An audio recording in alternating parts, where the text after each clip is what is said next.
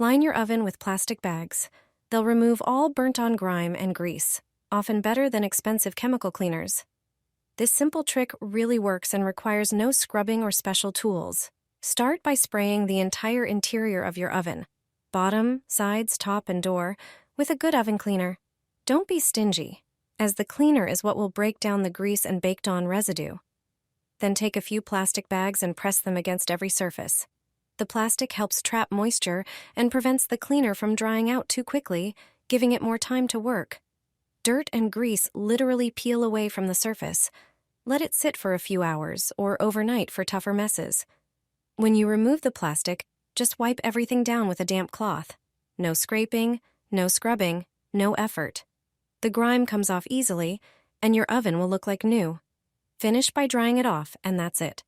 Quick, easy, and super effective. Once you try it, you'll never go back to the old way.